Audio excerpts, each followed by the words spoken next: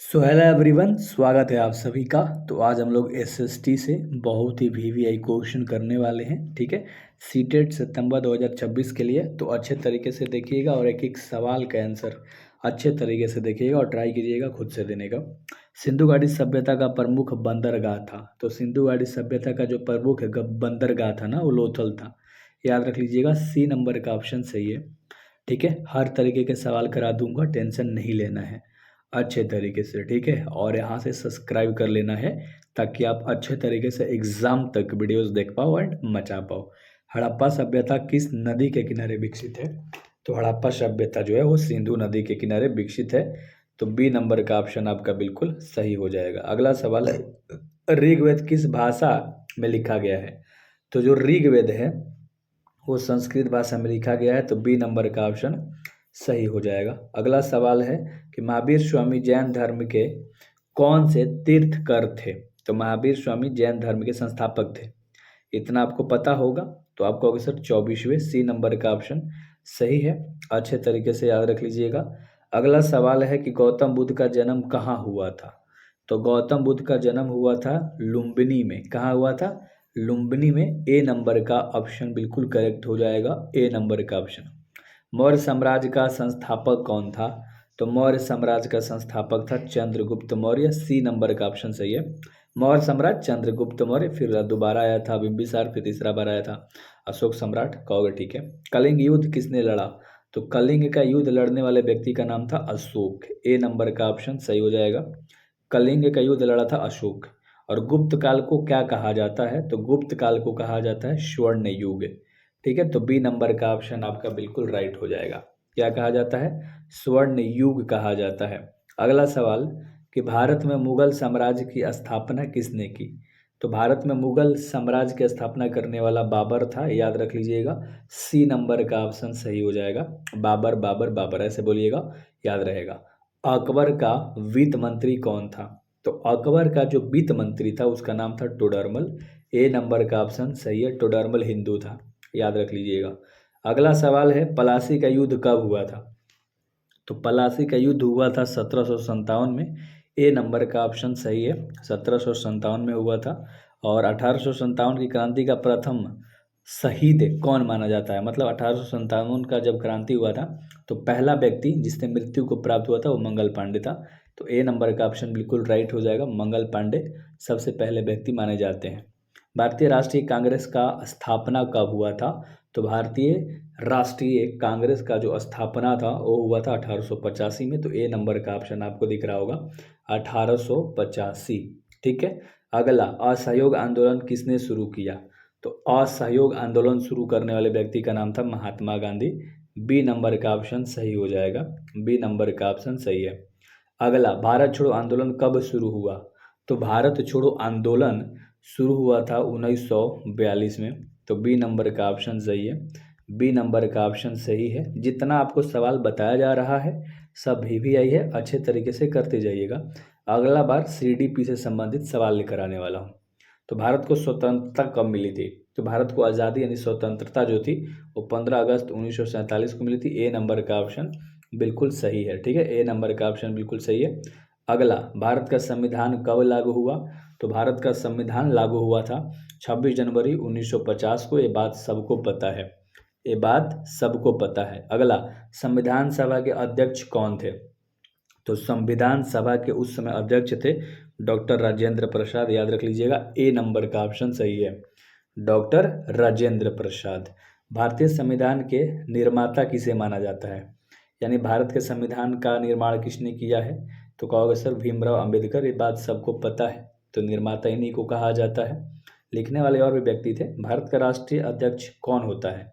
तो भारत का जो राष्ट्र अध्यक्ष होता है वो होता है राष्ट्रपति। एक सवाल बहुत इंपॉर्टेंट है, ठीक है। तो राष्ट्रपति भारत का राष्ट्राध्यक्ष होता है। क्लियर?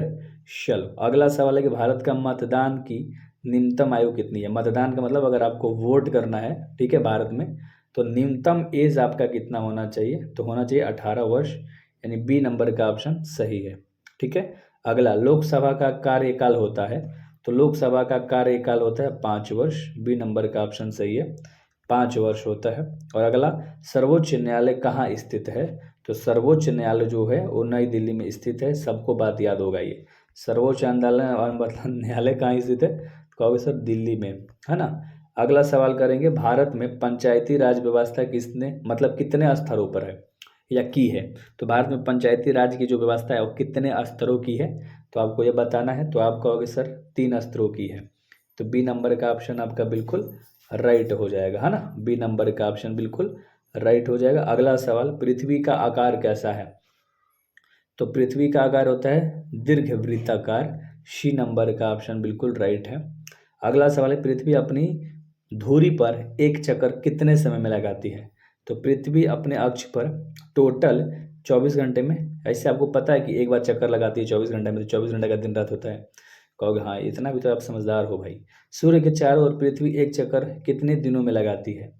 ये सवाल बहुत इंपॉर्टेंट है। कहोगे 365 दिन, मतलब पूरे एक साल में सूरज के चारों ओर पृथ्वी एक चक्कर लगाती है, यानी पृथ्वी चक्कर लगाती है, सूरज एक जगह रहता है, याद रखिएगा। भारत का सबसे बड़ा राज्य यानी क्षेत्रफल की दृष्टि से कौन है। तो क्षेत्रफल की दृष्टि से जब भी पूछेगा तो राजस्थान बताना है, सी नंबर का ऑप्शन सही है। ठीक है, क्षेत्रफल की दृष्टि से अगर पूछेगा तब। ठीक है, अगला सवाल, भारत का सबसे लंबी नदी कौन है। तो भारत की सबसे लंबी नदी जो है वो गंगा है, बी नंबर का ऑप्शन सही है, गंगा है। ठीक है, और अगला सवाल, गंगा नदी का उद्गम स्थल कौन सा है। तो गंगा नदी का जो उद्गम स्थल है वो है गंगोत्री, ए नंबर का ऑप्शन सही है। ठीक है, गंगोत्री ए नंबर का ऑप्शन सही है। भारत का सबसे ऊंचा पर्वत शिखर कौन है। तो भारत का सबसे ऊंचा पर्वत शिखर जो है वो है कंचनजंगा। ठीक है, याद रख लीजिएगा, भारत का पूछ रहे हैं ना, पर्वत शिखर पूछ रहा है पर्वत के बारे में, तो कंचनजंगा पर्वत है। अगला, भारत का राष्ट्रीय पशु कौन है। तो बाघ होता है राष्ट्रीय पशु, ये बात सबको पता है। पक्षी पूछेगा तो मोर बता दोगे, कहोगे हाँ सर। ठीक है, कोई दिक्कत बिल्कुल नहीं है। अगला 33 नंबर सवाल है कि भारत का राष्ट्रीय पक्षी कौन है। तो मोर है, ये बात अभी आपने याद करा। अगला सवाल है, गुलाब का राष्ट्रीय फूल कौन सा है। बस सॉरी, भारत का, गुलाब का कह रहा हूँ। तो भारत का अगर पूछेगा तो कमल है, बी नंबर का ऑप्शन आपका राइट हो जाएगा। अगला 35 नंबर सवाल है कि किस बिहार की राजधानी क्या है। तो कहोगे सर बिहार की राजधानी पटना है। और 36 नंबर सवाल है कि बिहार में सबसे अधिक बोली जाने वाली भाषा कौन सी है, यानी बिहार में सबसे ज़्यादा कौन सा भाषा बोला जाता है। तो हिंदी बोला जाता है, भोजपुरी मत बता दीजिएगा, हिंदी ही बोला जाता है। हरित क्रांति का संबंध किससे है। तो हरित क्रांति का संबंध है कृषि से, बी नंबर का ऑप्शन सही है, किससे है, कृषि से है।